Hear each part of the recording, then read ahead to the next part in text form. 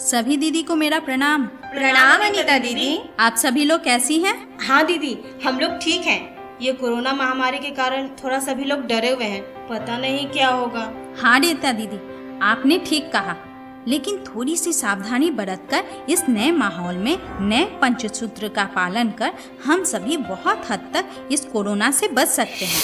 पहला, समय समय पर बार बार साबुन से हाथ धोना। दूसरा, बाहर निकलते समय नाक मुंह ढकने के लिए मास्क या गमछे का प्रयोग करें। तीसरा, एक दूसरे से 3 हाथ या 1 मीटर की दूरी बनाए रखना। चौथा, सही पोषण वाला खाना खाना। और पांचवा, बुखार, सर्दी, खांसी या सांस की समस्या होने पर तुरंत डॉक्टर के पास जाना। हाँ दीदी, आपने ठीक कहा।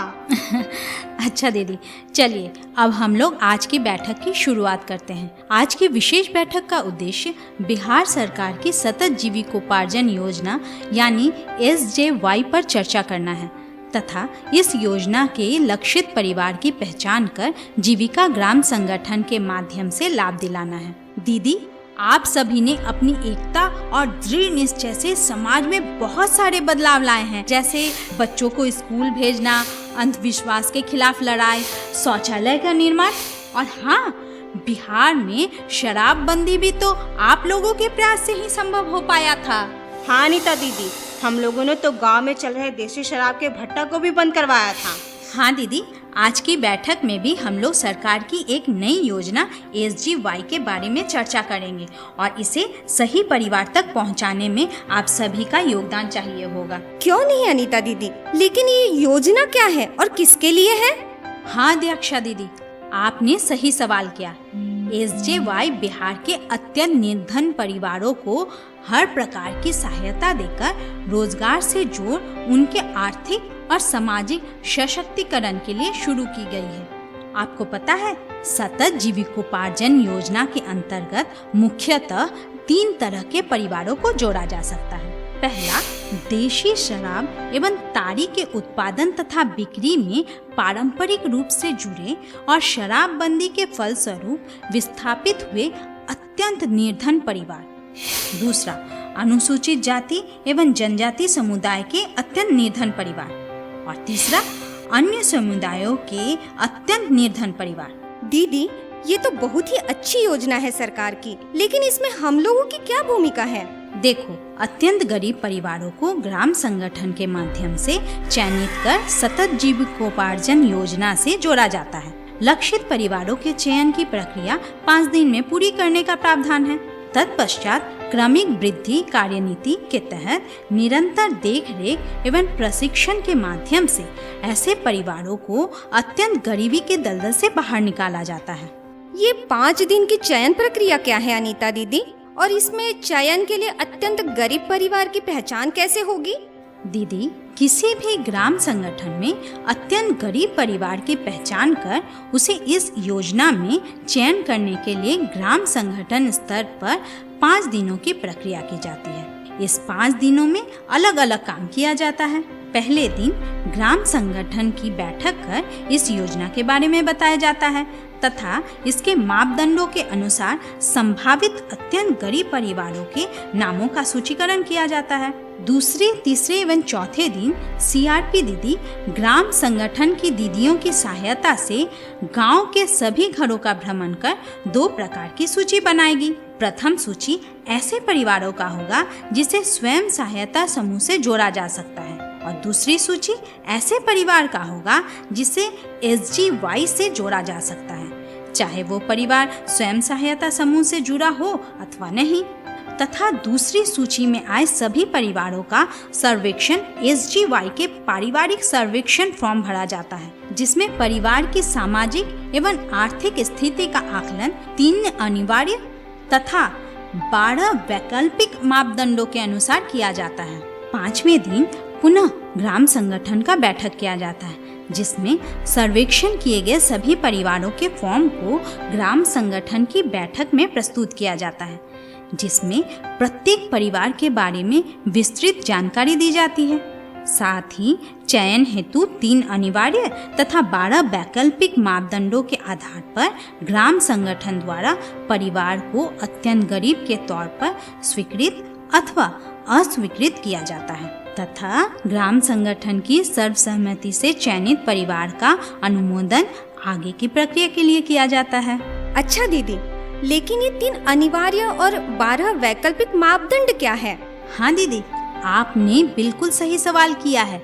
किसी भी परिवार के SJY से जुड़ाव हेतु 3 अनिवार्य मापदंड तथा 12 वैकल्पिक मापदंडों में से किन्हीं भी 7 मापदंडों का पालन अनिवार्य होता है।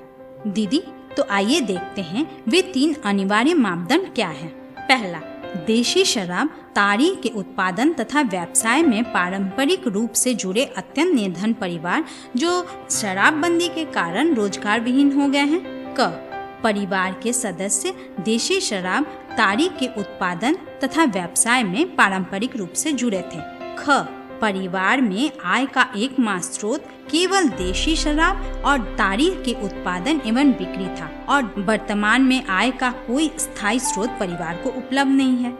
ग, परिवार की मासिक आय 3000 रुपए से कम है। दूसरा, अनुसूचित जाति जनजाति समुदाय के अत्यंत निर्धन गरीब परिवार। क, अनुसूचित जाति एवं जनजाति के परिवार।